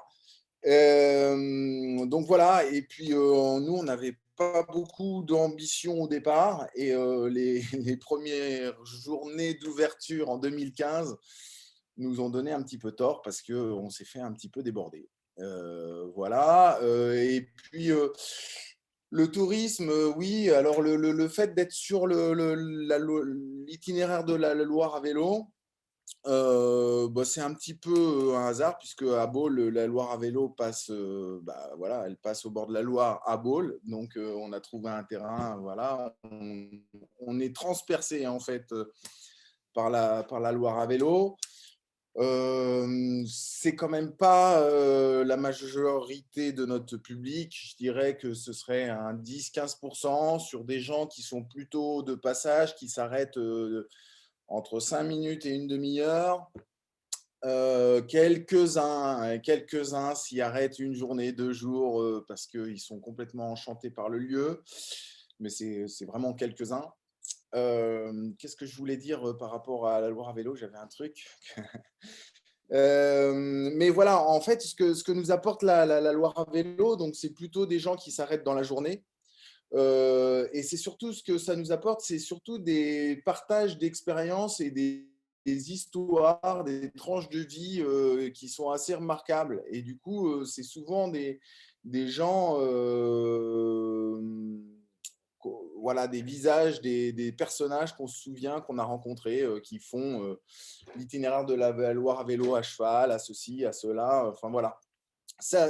Du coup, ça rompt un petit peu notre quotidien, puisque donc, la Corne des Pâtures, on est ouvert 2 mois et demi maintenant. Pour petit rappel, donc on programme des choses culturelles et artistiques tous les jours, absolument tous les jours. Ça peut être projection audiovisuelle, ça peut être des spectacles pour enfants, des ateliers de pratiques et de découvertes. Il y a des moments pour les pratiques amateurs, voilà, spectacles de danse, de théâtre, concerts, des fois festifs, des fois moins, bals. Et on a aussi des espaces de jeu, notamment le dimanche. Enfin voilà, nous, ce qu'on voulait de toute manière, c'était un lieu simple à notre image et où les gens peuvent s'y sentir bien, quoi. Voilà, il n'y avait pas trop de prétention, plus que celle-là dans l'écriture de la Corne des Pâtures. De vivre ensemble. Ouais. Alors, Séverine, tu veux nous compléter éventuellement? Oui, je peux rajouter des petites choses, mais après, c'est vrai que Stéphane a un peu tout dit. On a avant tout, comme nous, on est artistes, on avait avant tout envie de créer un lieu où on pouvait inviter déjà plein de copains artistes, même si, quand je dis copains artistes, des fois, les artistes, on est tout de suite des copains, même si on ne se connaît pas. Et c'est pour aussi pouvoir les aider eux. Et surtout, par exemple, en ce moment, on voit bien que ça tombe plutôt bien si on arrive à ouvrir cette année. De pouvoir aider tous les artistes possibles, en tout cas pour passer à la guinguette, et du coup faire découvrir à un public aussi un autre type de culture voilà, qui change. Alors nous, on a appelé ça guinguette parce que c'était voilà, la Loire qui nous a donné envie d'appeler ça guinguette. La Corne des Pâtures, c'est plutôt lié au lieu. Mais c'est vrai que c'est un peu un festival d'été parce qu'il se passe plein de choses. Il se passe plein de choses, des ateliers, enfin, comme disait Stéphane, on a une programmation. On a un gros travail de programmation tout l'hiver qui est programmer du cinéma, des ateliers, des concerts, des spectacles de rue, les jeux, qui va animer tel jeu, tel atelier, atelier poterie, atelier vannerie, atelier, voilà, tout ça. Et puis comme on est quand même des bons vivants, des bons mangeurs, qu'on aime tous ces bons produits, et ben, on a décidé de travailler pas comme un festival classique qui va vendre des merguez et des saucisses qui viennent de chez Métro ou je ne sais où. On a envie de travailler avec des producteurs du coin, du local, du bio un maximum. Et ça marche plutôt bien. On est content parce que eux aussi sont contents d'ailleurs chaque été quand on ouvre. C'est chouette, les maraîchers sont juste à côté. Voilà, c'est à 500 mètres, on a nos légumes. Alors, je vois un message qui demande si on a des hébergements. On n'a pas d'hébergement. On avait pensé à la première année faire des hébergements insolites. Et en fait, on n'a pas fait parce que voilà, c'était un peu compliqué sur l'espace Natura 2000. Et puis, de toute façon, on se rend compte que ce n'est pas possible, on n'a pas la place. Les hébergements qu'on a, c'est les nôtres en caravane parce qu'on est toute l'équipe, on vit sur place toute la saison. Et quand les artistes viennent, ils vivent aussi sur place. On crée un dortoir dans une petite tente berbère qu'on a. Voilà, donc jusqu'à 8 artistes peuvent dormir dans cette tente. Et puis dans toutes les caravanes autour, c'est nous-mêmes. Voilà, comme on finit en général assez tard le soir, aussi des fois faire une pause dans l'après-midi ou autre. Voilà, on vit sur place, puis pour surveiller le site, parce qu'évidemment, la nuit, voilà, il peut se passer des choses, des fois pas très sympas. Mais comme disait Stéphane, au départ, on n'a pas forcément pensé, nous, au tourisme, parce que je pense que quand on pense au tourisme aussi, on pense un peu à un revenu d'argent, quoi. Enfin, on s'imagine que c'est aussi lié. Et nous, on a plutôt pensé pas à ça, quoi, en fait. On a vraiment pensé à nous en tant qu'artistes, les copains artistes, le public. Et puis, en fait, on se rend compte que, bah oui, il y a un peu de tourisme, mais pas tant. C'est quand même beaucoup de locaux qui viennent. Et les touristes, on pourrait dire, ceux qui viennent sont ceux qui vont être intéressés pour la programmation aussi. C'est-à-dire que s'ils ont vu en amont un spectacle qui les intéressait, bah, ils vont prendre leur camping-car, leur petit camion ou leur toile de tente. Ils vont venir et ils vont rester le week-end. Voilà, alors, ils s'installent un peu, ils bivouaquent un peu au bord de la Loire et voilà, s'installent comme ça. Sinon, comme disait Stéphane, parfois des gens à vélo qui, eux, font des grands trajets, s'arrêtent là parce qu'ils trouvent le lieu sympa et bivouaquent parce qu'ils ont leur toile de tente. Voilà. Donc, ça bivouaque pas mal, on peut dire. Mais on a beaucoup, beaucoup de locaux qui viennent. Et qui viennent en vélo, des fois, d'Orléans, de Blois, pour venir à la Guinguette. Après, je dois dire que donc nous, on a ouvert la première candidature en 2015. Et effectivement, on avait été assez impressionnés par le passage des cyclistes, marcheurs et autres. Hein. Il n'y a pas que des cyclistes qui prennent la Loire à vélo. Et donc là, on est en train de préparer la 7e édition et ça fait 2-3 ans qu'on se dit quand même que, alors c'est peut-être l'habitude qui rentre, mais on a l'impression qu'il y a quand même beaucoup moins de passages. Et du coup, quand on nous donne des chiffres, des sondages sur la fréquentation de la Loire à vélo, où on entend d'année en année, c'est toujours du plus, plus, plus. Moi, du coup, ça m'interroge. Je suis pas certain. Ou alors, il commence plus loin, quoi, à Blois ou à Tours, je ne sais pas, puisqu'on n'est qu'une photo sur les 800 et quelques kilomètres. Mais ouais, je suis pas certain de ça. Mais en tout cas, ce qui est clair, c'est que effectivement, ça c'est quelque chose que je voulais dire, c'est que ce caractère, cette identité qu'on a réussi à donner à la candidature fait qu'on a un super public. Je pense que on aurait arrêté la candidature depuis bien longtemps si on avait eu un public entre guillemets à problème. Et non, on a vraiment un très chouette public. Et forcément, les gens qui font la Loire à vélo, c'est plutôt des gens voilà, très intéressants. Voilà, je pense que quand même, les gens ne s'y trompent pas, quoi. Les choses réelles, sincères, humaines, elles se respirent et elles fonctionnent de plus en plus, je pense. Voilà. Après, je ne sais pas, est-ce que vous avez des questions à nous poser sur des choses un peu plus précises? J'en sais rien. Alors, merci beaucoup. Je dois vous dire, mais je crois que j'avais peut-être dû vous le dire, moi j'ai découvert, ça devait être en 2015, hein, avec candidature par hasard, avec un sac sur le dos et en marchant. Et c'est vrai qu'en arrivant par chez vous, c'est quand même un havre de paix.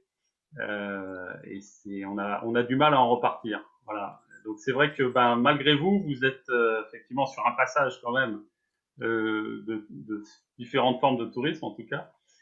Est-ce que vous avez tissé des liens avec d'autres lieux, des lieux culturels, j'imagine, mais est-ce qu'il y a d'autres acteurs, alors pour le coup touristiques ou culturels, où est-ce que vous en êtes de cela? Vous êtes identifié comme lieu culturel alternatif ou pas forcément? Vous faites partie d'un réseau ou pas?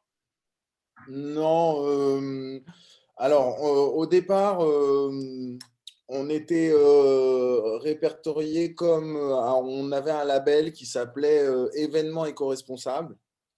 Alors ça, je crois que c'est tout simplement parce qu'on n'a pas fait les choses pour le renouveler, mais donc c'est la seule chose. Après, on avait, comme l'a dit Charles Fournier tout à l'heure, il y avait une idée à un moment donné de créer une espèce de label ou de route des guinguettes. Donc nous, depuis le début, alors c'est vrai que ça s'appelle la corne des pâtures, mais on aime bien ça. Enfin, moi, j'aime beaucoup écrire qu'on est une guinguette ligérienne.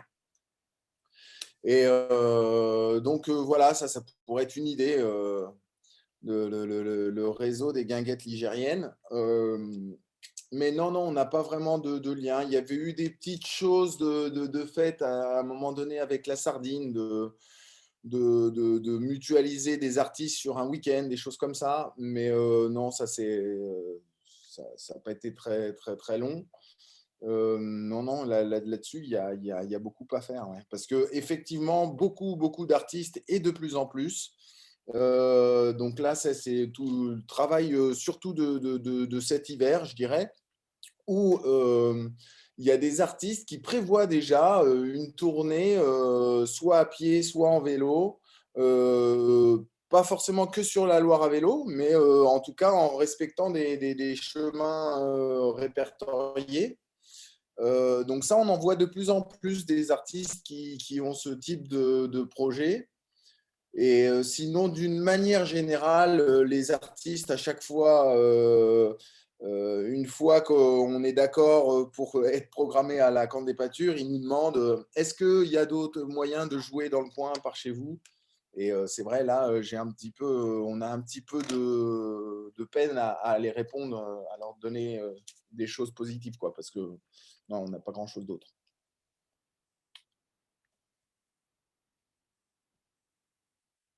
T'as pas ton micro, Philippe. Exact. Merci, merci Stéphane. Merci beaucoup. Est-ce que Simon, tu as quelques questions? Il y a quelques questions qui ont été mises sur le chat. On va se garder éventuellement 5-10 minutes pour celles et ceux qui peuvent rester. On avait prévu de finir à 21h, il est déjà 21h04. On va se donner encore 5-10 minutes. Et Simon, à toi, si tu veux bien. Il n'y a pas vraiment de questions, il y a plutôt des remarques, mais on avait Florence qui qui donnait son point de vue sur l'empilement des certifications et des labellisations en disant que ça a tendance à perdre le tourisme et elle demandait du coup si il ne faudrait pas avoir une reconnaissance du slow tourisme. Je ne sais pas si elle veut prendre la parole là-dessus pour expliquer un petit peu ce qu'elle entend et si vous voulez répondre, les différents invités. Et il y a Monique aussi qui a posé un moment une question sur le nom de l'association. Elle parlait à Magali et je ne sais pas à quoi elle fait référence non plus. Si Monique, tu veux préciser ta question, n'hésite pas. Et sinon, au tout début, il y avait Comdel Sab qui expliquait qu'il ou elle voulait faire une reconversion dans le tourisme alternatif. Est-ce que vous avez des conseils de parcours à lui donner en fait? Voilà. Merci, c'est tout. Merci Simon. Alors, est-ce que celles et ceux qui ont posé ou fait des... Il y avait Monique, c'est ça, une question pour Monique, tu veux Oui. préciser? Merci à toi, Monique. Oui, merci beaucoup. Bonsoir à toutes et à tous. J'ai pris en cours et donc j'ai pas entendu quand Magali Sautreuil a dit le nom de son organisation. J'ai pas entendu. Est-ce qu'elle peut nous redonner? Merci. Alors oui. Alors le nom de mon entreprise, c'est le Hibou Flâneur. Hibou Flâneur. Oui. Et c'est où? Donc on est sur... Le siège est à Paris, mais moi, du coup, je suis à Dordives. Donc, on fait entre Paris, Fontainebleau, Dordives. Merci. De rien. Claudine a levé la main. Oui, je voulais juste demander si la guinguette, c'était réservé plutôt adultes ou s'il y avait des activités aussi pour les enfants.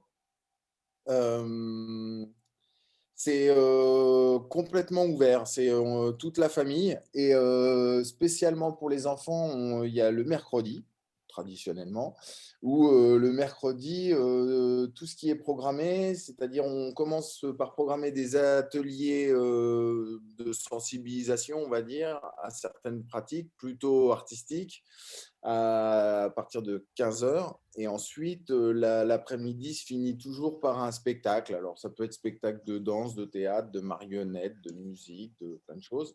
Mais voilà. Et puis, le dimanche, enfin le week-end, voilà, on reste toujours dans l'idée très, très, très famille. Donc, la part des enfants est très grande aussi. Voilà. D'accord, merci.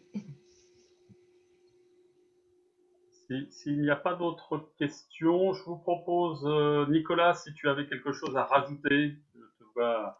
Non, bah, juste pour les deux questions qu'on a posées sur le slow tourisme, notamment le label sur le slow tourisme. Étant donné que le slow tourisme, c'est plutôt un état d'esprit qui consiste à voyager plus lentement, avec plus de sobriété, donc qui prend en compte l'hébergement, se loger dans des lieux écologiques, nature, le transport, la restauration, tous les aspects en fait du voyage. C'est difficile d'avoir un label. Les labels existent plutôt par catégorie, donc il y a des labels qui existent pour les hébergements, pour les restaurants, pour les agences de voyage, parce que chaque corps de métier a des problématiques particulières, spécifiques. Après, c'est plus pour découvrir des initiatives de slow tourisme. L'idée, c'est plus, voilà, il y a nos guides de voyage, mais il y a aussi d'autres livres qui existent sur le slow tourisme qui recensent différentes initiatives. Il y a des sites internet, donc c'est plus sur des médias d'information qu'on peut découvrir des initiatives de slow tourisme. Et après, pour la reconversion dans le tourisme alternatif, alors, encore une fois, sur le site des acteurs du tourisme durable, il y a une rubrique emploi et stage avec différentes offres d'emploi, différentes offres de stage dans le domaine du tourisme durable. Ça peut donner une idée des différents métiers qui existent. Après, c'est plus par corps de métier, c'est-à-dire que dans le tourisme durable, on peut être réceptionniste dans un camping ou un hébergement écologique, on peut être restaurateur dans un restaurant bio, on peut être journaliste pour un média d'information. Donc, c'est plus des domaines de compétences et après, ça s'adapte à chaque type de structure. Merci pour ces précisions, Nicolas. Cyrielle avait levé la main 2 fois. Ah bah, voilà, c'est bon. Bonjour, oui, désolée, j'ai baissé la main. En fait, je voulais juste intervenir, c'était par rapport à tout à l'heure concernant le numérique. Alors, je suis la collègue de Magali Sautreuil et simplement, c'était pour vous dire, alors moi-même, je suis guide conférencière, donc j'ai la carte et c'est vrai que pour moi, il est très important vraiment de dialoguer avec le public. Un échange direct, c'est primordial pour moi, mais je me suis quand même aperçue à travers la crise du coronavirus que le numérique, alors au départ, j'étais vraiment pas pour, que en fait, ce n'est pas forcément un mauvais outil en soi, c'est plutôt la manière dont on l'utilise. Par exemple, là, actuellement, on a développé avec une artiste, Alexandra Crève, des cours d'art plastique. Donc, les cours d'art plastique ont commencé en présentiel, donc c'était à Perrières-en-Gâtinais. Et par la suite, suite au confinement, on n'a pas pu les continuer et on les a fait via Zoom. Donc, on s'est vraiment aperçu que, au final, ces petits cours de 4 à 5 personnes étaient tout aussi efficaces qu'en confinement, enfin, en distanciel qu'en présentiel. C'est-à-dire que les personnes, en fait, ont changé un petit peu leur comportement, c'est-à-dire qu'ils commencent à faire leurs cours chez eux, enfin tout seuls à faire leur peinture. Dès qu'il y a le cours qui commence, il y a le professeur qui est là, qui échange avec eux. Elle peut vraiment avoir des échanges directs et par la suite, ils continuent. Donc, c'est vrai qu'à ce niveau-là, au lieu de prendre la voiture, de sortir leur palette, de faire leur cours et de repartir derrière, ils peuvent vraiment, pour le coup, prendre leur temps et poser d'autres questions au professeur. Donc, simplement pour dire que le numérique, oui, c'est vrai qu'il y a bien des aspects qui peuvent être négatifs, mais il y a aussi, si on l'utilise bien, des choses qui peuvent être assez intéressantes. Donc, voilà, c'était juste pour dire ça. Merci beaucoup, Cyrielle. La preuve, c'est que le numérique nous permet de nous voir ce soir à plus de 30, alors qu'effectivement, peut-être qu'on aurait eu quelques difficultés à réunir des personnes de différents territoires. Donc, c'est vrai que ça peut évidemment être un bon outil. Monique, tu avais une question par rapport à la candidature? Oui, en fait, moi, c'est pour toutes vos associations ou bien entreprises que vous avez présentées ce soir. Je voulais savoir si vous avez des soutiens financiers des collectivités territoriales, soit votre mairie, soit le département, soit la région. Peut-être vous en avez parlé, mais comme je suis arrivée en retard, je ne sais pas. Alors, qui veut s'exprimer là-dessus? Alors, je veux bien commencer.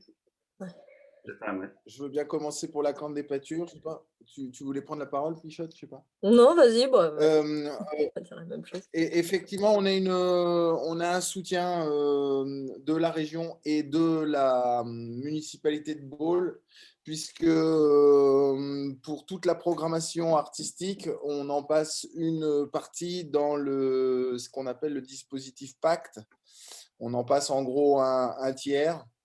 Donc ça implique une participation de la commune de Baule. Mais après, au-delà de ça, la commune de Baule, depuis la genèse du projet, elle est très enthousiaste, mais elle nous a toujours accompagnés et soutenus dans toutes les démarches autour de la candidature.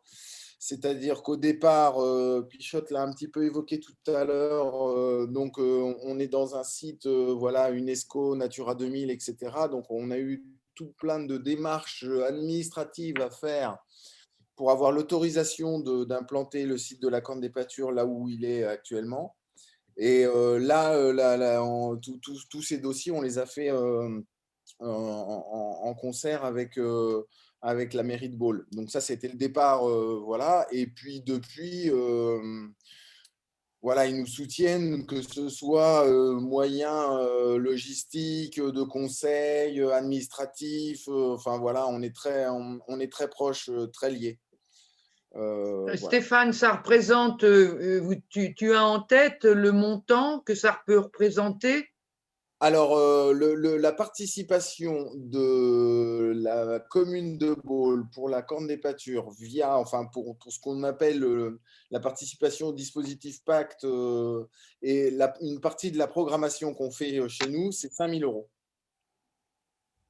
Après, alors, je n'ai pas le chiffre en tête, mais c'est chiffré un petit peu le reste de ce qu'ils donnent. Parce que quand même, par exemple, pour ceux qui connaissent, on a un chemin que la mairie, du coup, s'engage à refaire tous les ans pour arriver jusqu'à nous. Les parkings, du coup, c'est la mairie qui s'en est chargée, de les avoir et de les mettre en état.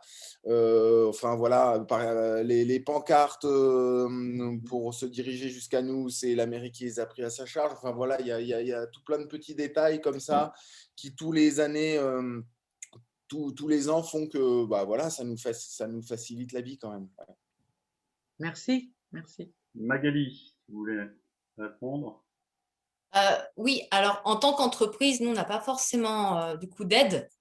Ce que je voulais juste souligner, c'est que un aspect intéressant du slow tourisme, c'est qu'il y a forcément le respect de l'environnement, de tout un tas de la qualité de vie et compagnie, mais il y a aussi le respect de la dignité humaine, et aussi que chacun puisse être rémunéré de manière équitable. C'est-à-dire que la question du revenu, parce qu'on doit tous vivre, et c'est vrai que le slow tourisme, plutôt d'avoir des gens qui sont payés au lance-pierre ou pour une bouchée de pain, ça garantit aussi dans l'esprit ce droit-là, du coup, de pouvoir avoir une juste rémunération pour son activité. Donc, il y a plusieurs aspects qui sont intéressants dans ce domaine, et c'est vrai que dans le tourisme, juste pour dire, c'est qu'on a une pluralité d'acteurs extrêmement diverses, avec des indépendants, des CDD, des CDI, des vacataires, des saisonniers, des machins et tout, et une forme de précarité du travail qui est assez prononcée. Voilà, juste pour le dire. Merci Magali. Stéphane, tu as relevé la main, c'est ça? Ah non, c'est que je l'ai pas ok. tout à l'heure. J'ai vu une toute dernière question dans le chat, mais il est déjà 21h16. Une petite question, donc ça tombe bien pour celles et ceux, on pense plutôt à Stéphane et Séverine pour le coup, pour répondre à cette question, ou Nicolas bien sûr. Si vous aviez un désir par rapport à la région, aux futurs élus, pardon, pour les futurs élus qui seront en responsabilité au niveau de la région centre, est-ce que vous avez des desiderata, des demandes à faire? Il y en a ce soir, des élus présents. Mais moi, plus globalement, si pour répondre à la question, si je pense que je développerais l'intermodalité davantage, la promotion du tourisme nature aussi, le soutien aux acteurs touristiques engagés dans une démarche de développement durable. Et encore une fois, j'en parle, mais l'adhésion aux acteurs du tourisme durable, parce que c'est un réseau de professionnels du tourisme durable avec déjà beaucoup de collectivités territoriales, beaucoup de régions, de CRT qui sont engagées et qui échangent entre eux, qui organisent des événements, des conférences, qui développent des outils pour réfléchir à qu'est-ce que le tourisme durable et comment un territoire peut s'engager dans une démarche de tourisme durable.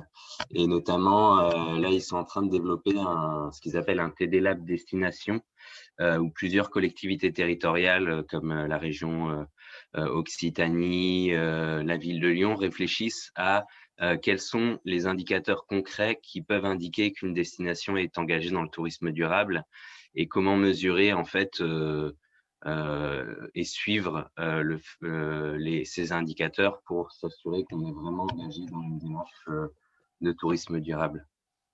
Donc, ouais, rejoindre ce réseau, ça peut être déjà une idée pour rencontrer d'autres acteurs engagés et puis réfléchir aux différentes solutions qu'on peut mettre en place. Merci beaucoup, Nicolas. Merci, Stéphane. Merci, Séverine. Merci, Magali. Anne nous a quittés. Mais je crois que voilà, la soirée a été dense. On a des pistes, voilà, de réflexion. On a pu échanger sur ce qui se passait en région. Stéphane, une toute dernière intervention, si tu veux. Ouais, non, du coup, puisque enfin, si on avait des choses à dire par rapport à la région, etc. Alors enfin, moi, je me lie beaucoup plus sur les questions culturelles. Donc, si vous avez ce genre de réunion plus axée sur la culture, je veux bien en faire partie et de vous parler à un projet qui s'appelle l'embouchure. Donc, en fait, la corne des pâtures, c'est un élément de l'embouchure, c'est une dernière née, je dirais. Mais d'une manière globale, que ce soit la corne des pâtures ou dans ce grand projet global d'embouchure, on est plutôt très bien suivi par la région. On en est très, très content. On trouve que les dispositifs qui peuvent s'appeler Pacte, qui peuvent s'appeler Capasso, qui peuvent s'appeler À vos idées, sont d'excellents dispositifs. Donc voilà, moi je dirais, c'est des super initiatives, il ne faut pas qu'elles disparaissent. Et notamment là, je soulignerai un petit peu plus sur les histoires de pacte, parce qu'on est un territoire, quand je dis un territoire, c'est là l'Ouest orléanais, un petit peu spécial sur toute la région, puisqu'on est le seul territoire dans un mouchoir de poche à avoir 4 programmes contrat pacte. Et donc voilà, ça c'est des questions, si un jour ça revient sur la table, c'est très très délicat parce que il s'y passe beaucoup de choses. Et donc du coup, voilà. Mais je serais très content de reprendre la parole pour parler de ça sur un focus un peu plus culturel. C'est bien noté. Voilà, c'était tout. Merci beaucoup, Stéphane. Eh bien, bonne soirée à tout le monde. Les prochaines dates, alors si vous nous suivez, en tout cas pour celles et ceux qui suivent toute la campagne que nous faisons depuis des mois autour du projet écologiste de cette liste, en tout cas un nouveau souffle écologiste et solidaire, eh bien vous êtes les bienvenus. C'est le 6 mai prochain, alors il y a encore un petit peu le temps, mais c'est un meeting qui se fera en visio, vu les conditions sanitaires. Voilà, on fait une campagne beaucoup en visio le 6 mai au soir, avec comme thématique, me semble-t-il, l'économie. Et puis le 11 mai au soir, un mardi soir, de 19h à 21h, on va faire notre propre promo, Magali et moi.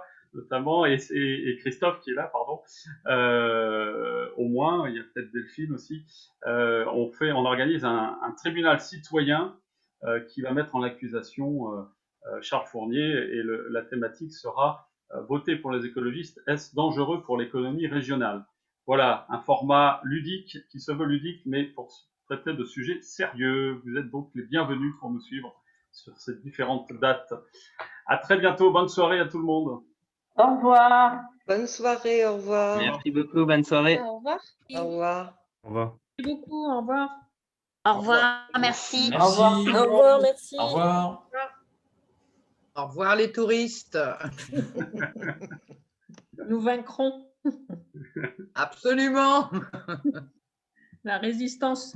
C'est ce que je le dis vite fait, c'était l'origine de l'accueil paysan. En fait, c'était des paysans résistants qui ne voulaient pas voir leur ferme vendre et s'agrandir et que ce soit des grands groupes qui achètent. Donc, ils ont créé des gîtes pour avoir un complément d'activité et ainsi ils n'ont pas vendu leur ferme. Et c'est comme ça qu'est née la Fédération Accueil Paysan. Et je trouve ça, voilà, ils sont des résistants. Acte de résistance. Acte de résistance. Important.